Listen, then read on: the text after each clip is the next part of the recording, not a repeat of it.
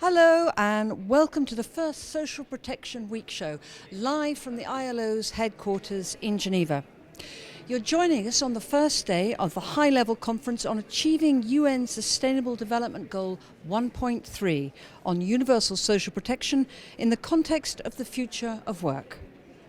Today, the conference has already heard from the ILO's Director General, Guy Ryder, Amina Mohammed, who is Deputy Secretary General to the United Nations, and the High Commissioner for Human Rights, Michelle Bachelet. We'll be hearing more from Madame Bachelet a little later on, but first of all, I'm being joined by Lisa Kerbiel, who is head of the UN Joint SDG Fund. Lisa, welcome to the conference and welcome to the live show. Thank you so much, Sophie. Pleasure to be here. Okay, let me start by asking you to tell us a little bit about what the Joint Fund is. Thank you. Yes, the Joint SDG Fund is a new tool of Secretary General Guterres' reform. The reform of the UN development system demands catalytic change, and it demands being disruptive, leaving behind business as usual and really accelerating progress towards the SDGs. The Joint Fund, currently capitalized to $280 million, is meant to support governments through UN country teams in three pillars: integrated policy solutions, SDG financing, and catalytic investments, all to achieve the SDGs by 2030. Okay, because on your website you say you're going to do development differently. Is that what you mean by that? Indeed. A big part of the reform, Sophie, is to eliminate the 75 years of potential growth and silo building that could be at times what could slow down how the UN comes together, brings its best foot forward to support governments.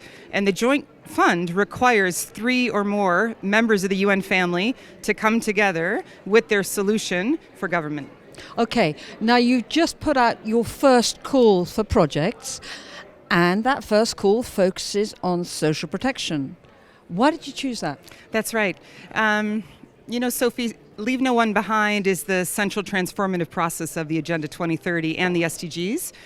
And so with that first call, I think the Joint Fund, under Deputy Secretary General Amina Mohammed's leadership, really wanted to send a signal that leaving no one behind is a promise that we'll keep. It's a promise we will commit to.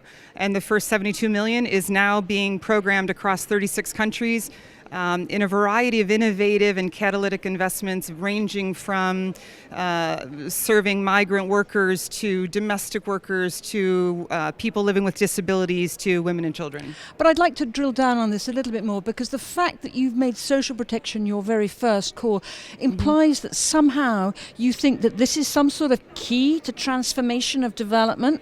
That's is that exactly correct? Right. Tell me why. That's exactly right.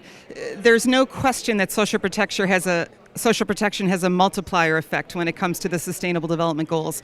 Every dollar, euro, peso, yen invested in social protection has a spillover to increase access to education, to help access to healthcare, to address gender inequalities, or to increase productivity. Many of the things the speakers highlighted this morning at the conference. So for us as an investment fund of the United Nations, one that wants returns, it was no doubt that Leave No One Behind was the first choice. Okay, so you're proposing to put in $60 million.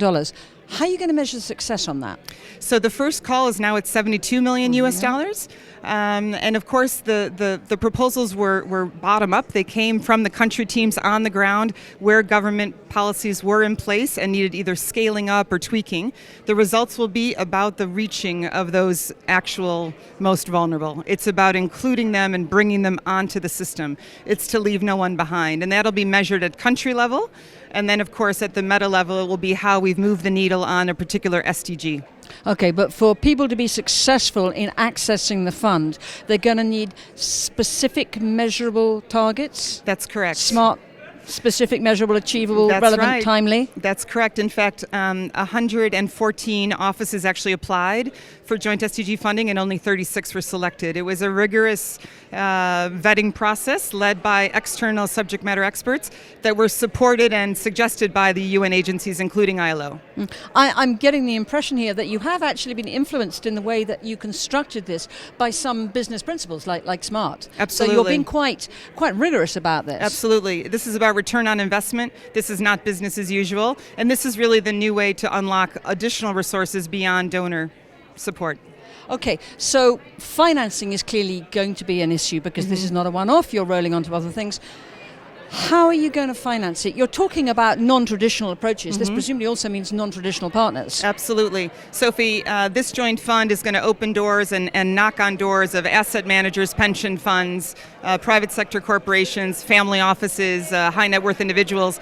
The SDGs belong to all of us. And so really the only way to ensure we achieve them is to use a fund like this to bring us all together for success. Lisa, great. Thank you so much for joining us and Thank for you, telling us Sophie. about the fund. Okay, that was Lisa Curiel of the UN Joint SDG Fund. And I'm joined now by Roberto Suarez from the IOM, the International Organization of Employers. And so let's just pick up on that point. There's the mic. You better pick that up. Lisa was talking about the joint fund. It's being influenced somewhat by business principles. She is looking for non-traditional funding partners. This has a relevance for your members.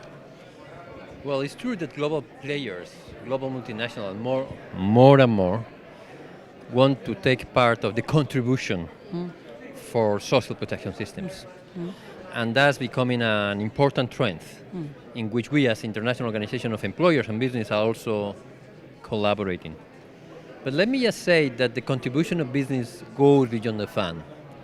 At the end of the day, what we want is also to set the right policies at local level.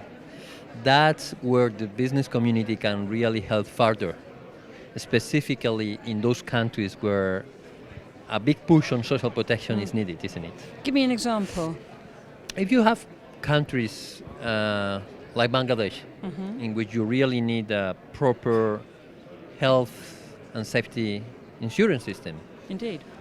beyond contributions or funds from global players, at the end of the day, what you need is a proper regulation, proper institutions, and specific contributions from governments, employers, and workers at local level to set the basis. This is the policy impact which will assure the sustainability of a system. So it goes beyond just a fund. It has to do with the right policies at local level.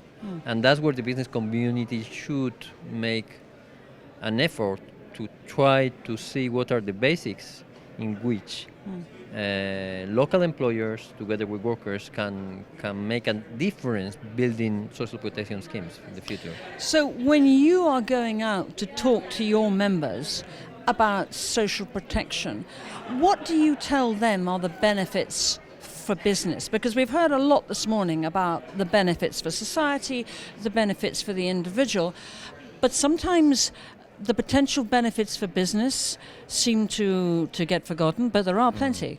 Well, I told this morning, appropriate scheme on social protection, which are effective, without any doubt paid back for business. I mean, an investment for business is not just a cost. There are many reasons, but I would just underline three. Social stability is key. It's key for investment. Having a proper social protection institutional framework makes a huge difference. And you can have examples of many countries during the financial crisis in which, without the social protection schemes that were there, would have a completely different negative scenario. So that's already an element to consider in terms of business investment. The second element is productivity, and there is much literature showing how important it is to have social protection schemes to improve productivity of workers. I mean, at the end of the day, it's not the same. And also something that is forgotten, and that's a third element, is normally we think about big corporations, isn't it? But small and medium companies, individual employers also benefit them personally from social protection schemes. So that's. But having said that, we should not forget that in order to have a system that is sustainable, you need sound macroeconomic policies, you need a boost on productivity, you need fiscal space. So that's also important. I mean, sustainability of the social protection schemes matter, and you need to do it with a proper business environment which help to boost productivity and to create the resources that are needed. Okay, so that's about how delivering social protection to the individual could work for employers. but your role as an employers' organisation in influencing the structure and creation of social protection programmes at national level. Tell us a little bit about how you do that. So what we try to see is to help our business community and our local employers how to learn lessons from the past. What are the employment programs that work and do not work? How to avoid that programs of social protection are really going to promote employment creation and not to get into the poverty trap that sometimes we see and we witness. That's one element. The second is how in a scenario of high dependency rates, I mean, you see the scenario of developed economies with all the demographic of elderly people, and you see the projections of 2030, 2050, more than even 40% of the population will be more than 65 years old. We try to help them also with this projection so that they try to build scenarios which are useful, but not just that, and I finish. With developed economies, also developing economies with a big youth bonus, need also this sustainability concept to be integrated. So we try to help them to integrate these elements. Great. Roberto Suarez, thank you very much. Good to get the perspective of the International Organization of Employers. And now, for an alternative view, another of the speakers this morning was Sharon Burrow, the General Secretary of the International Trade Union Confederation. And before the session opened, my colleague Adam Bowers caught up with her for a few words. So Sharon Burrow, General Secretary of the International Trade Union Confederation, thank you very much for joining us. We've got a few questions for you this morning on social protection, and you've said in the past that we need to go beyond creating safety nets and build fully comprehensive social protection systems. Could you tell us a little bit more about that, please? Well, safety nets don't work. They may work on top of a basic social protection system. So if you see issues for families or issues for individuals, then you can always add some sort of public service commitment. But if you don't have a universal social protection system, then people have no sense of security. And as the world becomes more uncertain, that's even more important today. But it makes sense too, because when people have that security, when they don't have an income from work, or it's a pension when your partner dies or you retire, or it's indeed all of the other elements along the way with family protection and the like, then it creates a basic economy. So workers and their families have security, you have a basic economy, and people feel like there's hope. And you talked there about the issue of security. Now, the declaration, the centenary declaration of the ILO for a fair future of work, a human-centred future of work, talks about renewing the social contract. How do we go about renewing that social contract at a time when we're seeing growing inequalities, greater poverty, and more insecurity? Well, it's absolutely fundamental. The ITC calls for a new social contract or a renewed social contract. And if you introduce the ILO centenary declaration, then you'll go a long way to re-establishing that. We have 60% of the world's labour market now works informally, and that includes new platform businesses. So that sense of insecurity is enormous. And when you see people in the streets all over the world for a variety of reasons, it's not the policy around climate, or it's not the issue around peace that's worrying people. It's actually their insecurity. Of course they want peace and democracy, they want a clean environment, but if you don't have a labour protection floor, which is the centrepiece for us of the ILO Centenary Declaration, then you don't have those guarantees. So fundamental rights, occupational health and safety, an adequate or evidence-based minimum wage, and maximum hours of work. And when you marry that with social protection, then you have a floor for people to know that there's dignity in work, that they have the support of the government to whom they pay taxes, and their families have hope for a better future. And as you say, the world of work is transforming. We're seeing different economies coming through, digital economy, but also more informal work. How do we ensure that these workers are protected, have their rights protected, receive social protection? Is there something that needs to happen with representation? Do trade unions need to transform as well as the economy? Well, for us it's about just transition.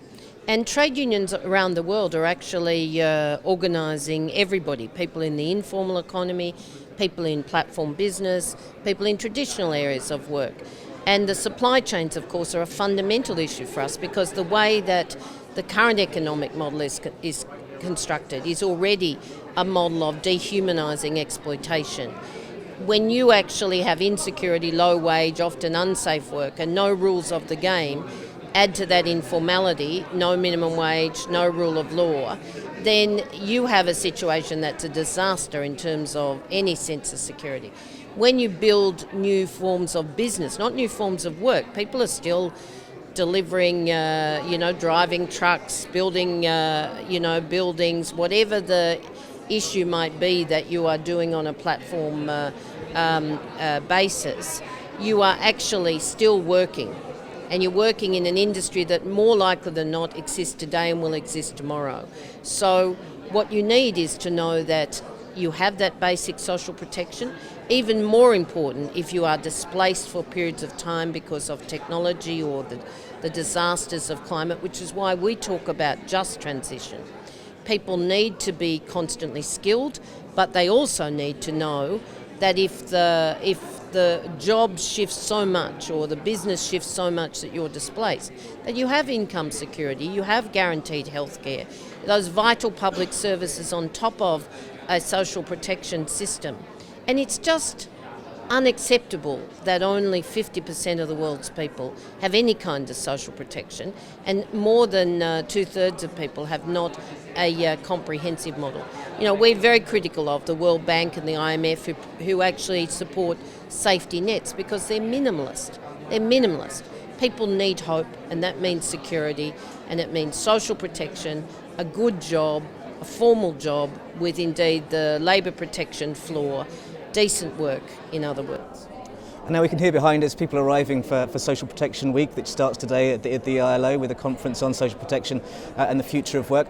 I think you've probably given it to me already, but if you can tell me what you want people to take away from today, your key message for the meeting. Well, social protection is a floor of dignity.